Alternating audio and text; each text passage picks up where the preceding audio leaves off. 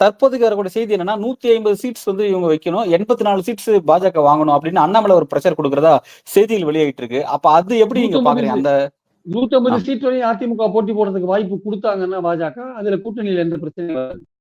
அது அப்படியே தான் போகும் அது.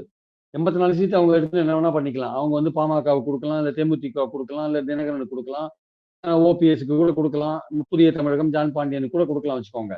ஸோ நம்மளுடைய பாயிண்ட் என்னன்னா வந்து 84 சீட் அவங்க எடுத்துக்கிறது பிரச்சனை இல்ல. 150க்கு குறைஞ்சதுன்னா அதிமுக. 150க்கு அதிமுக 150க்கு கீழ போச்சுன்னா, 140 போச்சு, இல்ல 130 போச்சு. 130 போச்சுன்னா கண்டிப்பா அது கூட்டணி ஆட்சிக்கான ஒரு வழிதான் தெரிஞ்சுக்கலாம்.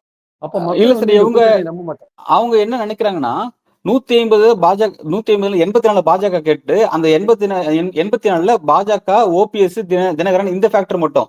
இந்த குட்டி குட்டி கட்சிகள் மட்டும். பாமக, தேமுதிகலாம் அதுல குடுக்க மாட்டோம் அப்படின்ற மாரி சொல்றாங்க. அப்ப அத 150ல ஷேர் பண்றதுக்கு பாமக வந்தாங்கன்னா, அது எப்படி இருக்கும்னு அது பார்க்குறீங்க சார்? ஒத்துக்க மாட்டார் எடப்பாடி. அத ஒத்துக்க மாட்டார். அத ஒத்துண்டாருன்னா அவர் வந்து கூட்டணி ஆட்சிக்கு சம்மதிக்கிற மாரி ஆயிடும்.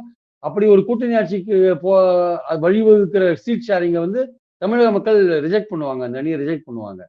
இவங்க இப்பவே தேர்தலுக்கு முன்னாடி இந்த மாரிலாம் இருக்காங்க. தேர்தலுக்கு அப்புறம் இந்த கூட்டணி எப்படி நிலைச்சு நிக்கும்? பாஜகவோட அதிகாரம் அதிகமாகி போயிடும். பாஜக வந்து ஏற்கனவே மத்திய அரசுல இருந்து தமிழ்நாட்ட வஞ்சிக்கிறாங்க.